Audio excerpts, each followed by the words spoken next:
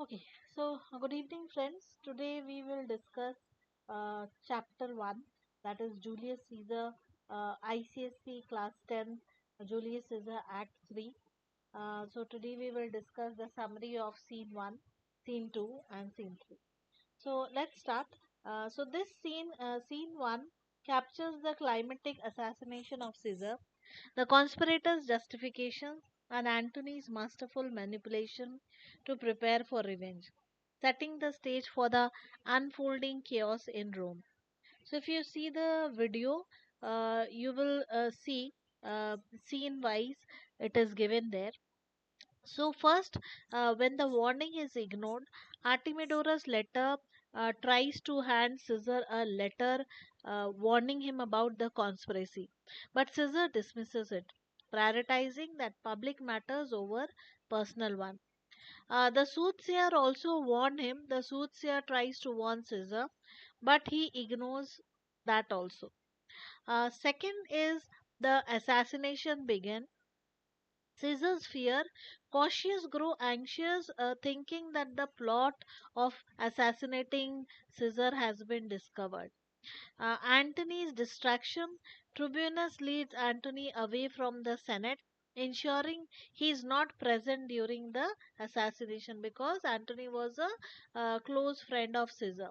Third, if you see Caesar's refusal and death, so Metellus Cimber kneels before Caesar, begging for his brother Publius Cimber return to Rome. And Caesar's response was Caesar refuses, comparing his resolve to the constancy of the Northern Star.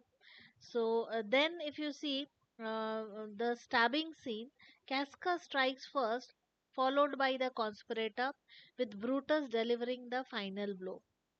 And Caesar's last words were, shocked by Brutus' betrayal, Caesar's utter, it too brute, and dies.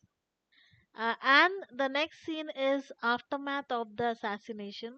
Conspirators celebrate. The conspirator rejoice, smearing Caesar's blood on their hands to symbolize freedom and peace for Rome. And then Antony's message, Antony sends his servant to assure the conspirators of his loyalty if they spare him. And then the next, if you see, Antony meets the conspirator. Antony's grief was Antony's mourns Caesar's death, calling his body a tragic end for a great man. Antony asks to die beside Caesar if the conspirator plans to kill him, but Brutus denies his request. Antony shakes hand with the conspirator, outwardly allying with them while secretly vowing revenge for his friend's death. And then the funeral agreement begins. Antony asks to speak at Caesar's funeral. Cautius opposes the idea, feeling Antony will incite the crowd. But Brutus permits Antony to speak with condition that he cannot blame the conspirator and must speak positively of Caesar. Though Antony was left alone with Caesar's body, Antony reveals his true intention. He vows to avenge Caesar's death and predicts civil war and Rome's destruction. And then finally, if you see Octavia's servant, Antony advises Octavia's servant to keep Octavius out of Rome temporarily.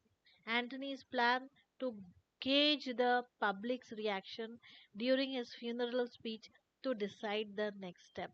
So, this is the summary of Act 3, Scene 1. Now, let's proceed to Scene 2.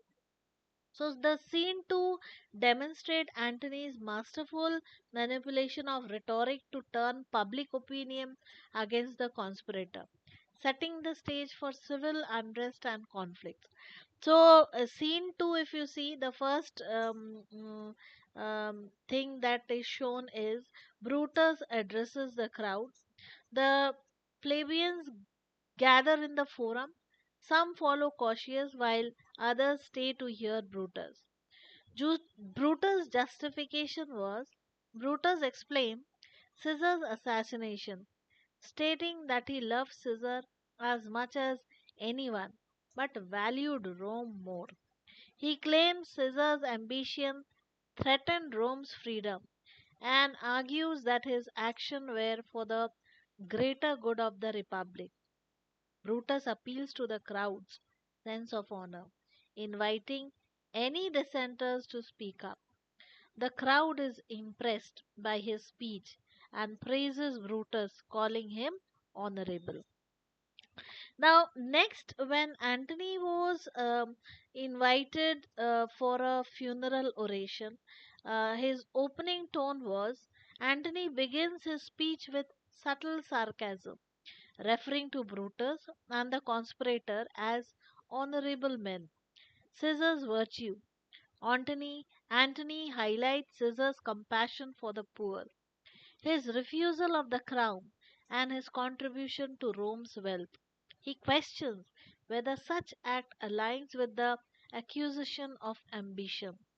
Now, slowly you will see the crowd shift towards Antony's side. Antony avoids directly inciting rebellion, claiming he would rather wrong Caesar than dishonor Brutus and the others. He subtly steers the crowd by suggesting Caesar's love for them was great, though he withholds revealing Caesar's will initially to avoid provoking them.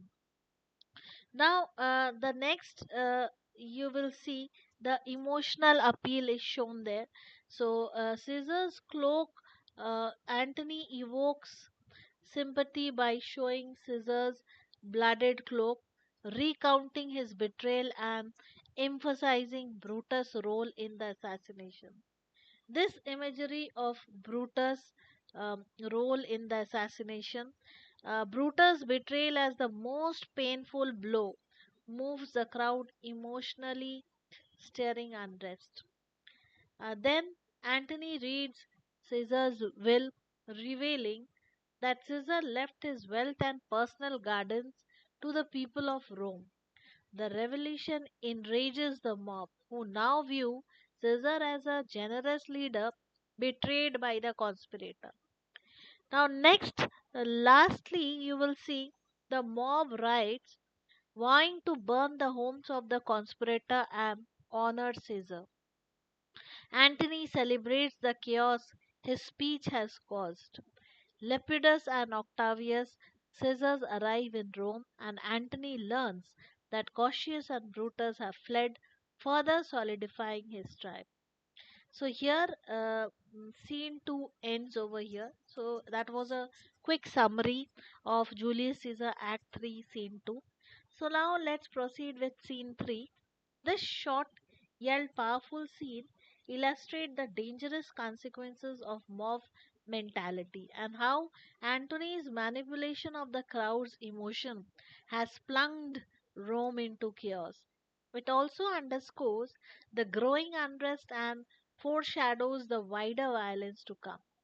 So, first, you will see Cinna the poet is stopped by an angry mob while on his way to attend Caesar's burial. You can see this in the video also. The mob, already riled up by Antony's speech, begin interrogating Cinna, bombarding him with various questions about his identity and purposes. So when Cinna introduces himself, the mob mistakes him for Cinna the conspirator. Despite his pleas and insistence that he is a poet and not a conspirator, the mob refuses to listen. Brutality of the mob can be seen when the mob, driven by blind rage, declares that even bad poetry is reason enough to kill him. They proceed to beat Cinna, the poet, to death, showcasing their uncontrollable anger and irritationality. Further, after killing Cinna, the mob continues its rampage, shouting out the name of the conspirator and vowing to loot and burn their homes. So here we come to the end of Julius Caesar Act 3, Scene 3. So, next session we will come up with the question and answers and MCQs with these scenes. Thank you for watching.